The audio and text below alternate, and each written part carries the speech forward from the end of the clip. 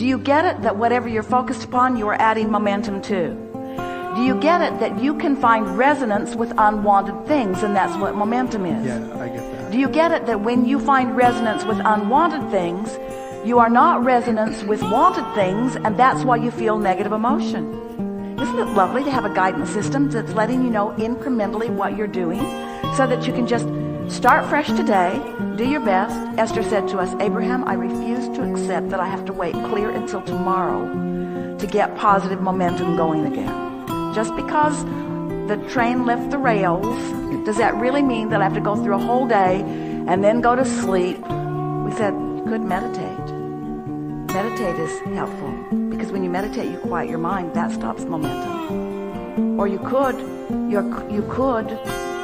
find something that's always easy for you to feel good about and focus on that. You could pet your cat or your dog.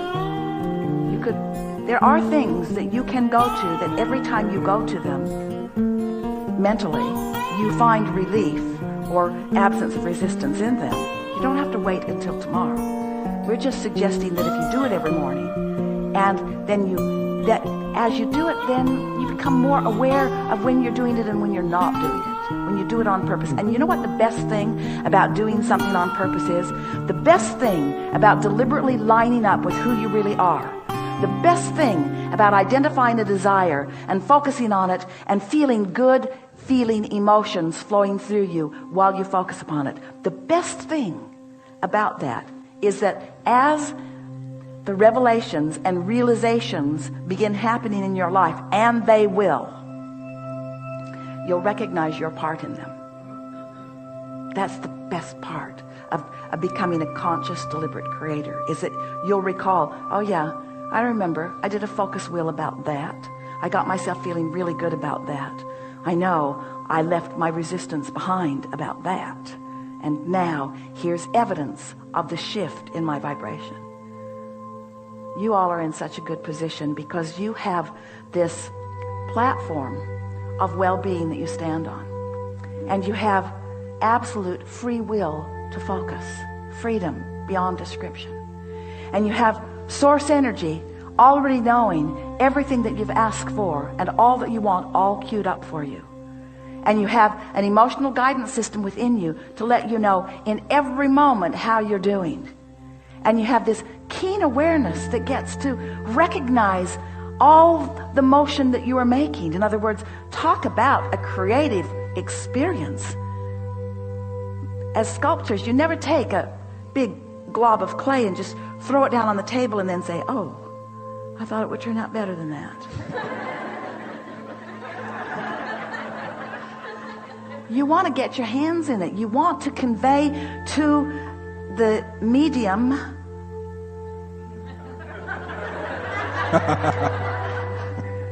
your idea of how you would like it to look. And so this is an exercise of positive creativity. You're not here being challenged or tested. You're here with every resource imaginable. And when we say that, we could not mean it more. Every resource imaginable there for you to focus toward what matters to you. So when you focus and you just feel sort of good, and you acknowledge, I just feel sort of good, and then you stay focused on it a little longer until you really feel your juices begin to flow, and then you're really feeling your juices begin to flow until you actually are finding yourself feeling excited about the idea of it, and then manifestations start happening to help you to realize it even further. You begin to feel exactly as you are, like the most blessed being in all of the universe, with all of these resources flowing to you and through you. But you've got to adjust to the stream of the resources. If you summon more than you're up to speed with, it's a little jerky. If you summon more than you allow, you have a really rough ride. If you don't summon as much as you're up to speed with, you feel lethargy and boredom. In other words, you're the one that gets to decide how it is, and you get to decide it not just every morning, you get to decide it all day, every day. You get to decide it in every encounter that you have with every person. You get to decide it in every thought that wafts into your consciousness. You get to decide. We're watching Esther now, and she's discovering a thought will begin to just waft into her consciousness, and she will contemplate the thought and acknowledge, is this a thought that I want to increase momentum on or decrease momentum on? And just like that, she's able to change the subject in her own mind.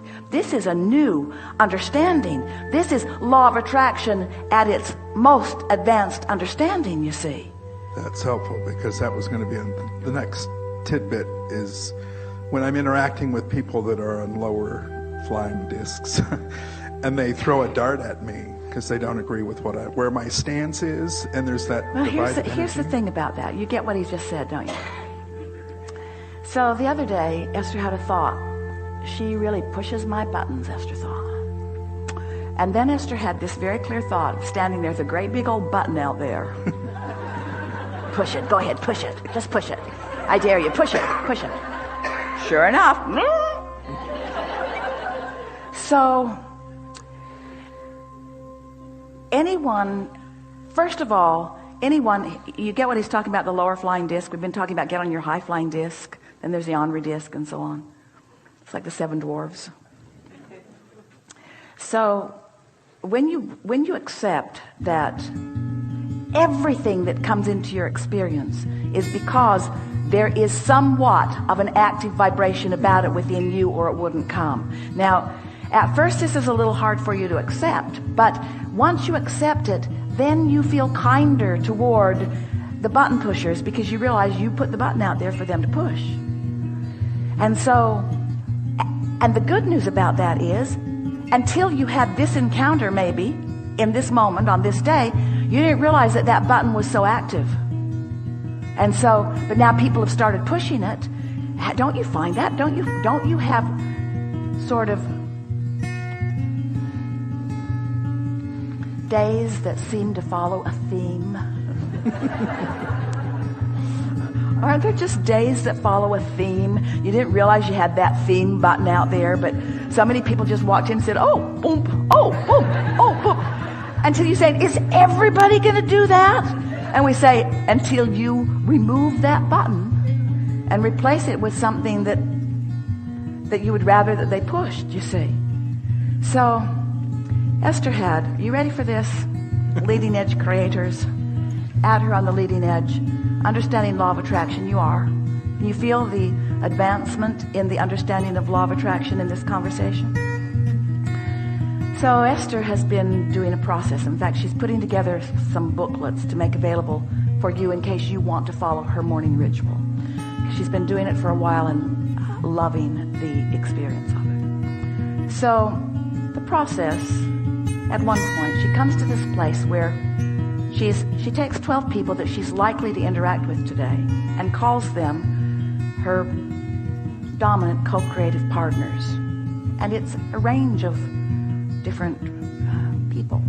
Some that she works with, some that she's family with, some that she's friends with, some that she's likely to run into in a professional way in some way today because there's a meeting. So she just lists the top 12 for today, and then she began just sitting to make a list of positive aspects.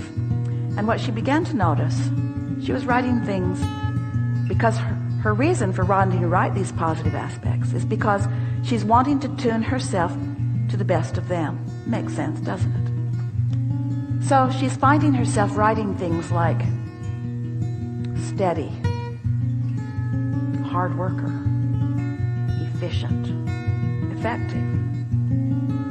She did this for a week, and then for another week, different people. And then she had a thought one morning. It sort of just wafted in from her vortex, and she realized she wants to put fun. She wants to put understands their worthiness. She wants to put experiences unconditional love. And it made her realize that she was, with all of her well-intentioned process, she was actually evoking from them some of the very things that she doesn't want to be evoked from her. In other words, are you following this a little bit? Yes, it's virtuous to be hardworking and diligent and all of that. But aren't we talking about something different here? Aren't we talking about allowing the well-being that is you? In other words, and then Esther thought, as an employer, of course she's wanting that from people who are working with her. But are those the most important things that she's wanting from them, or are they far down on the list? Are they things that are being offered anyway? What is it that Esther wants to evoke from those with whom she is interacting?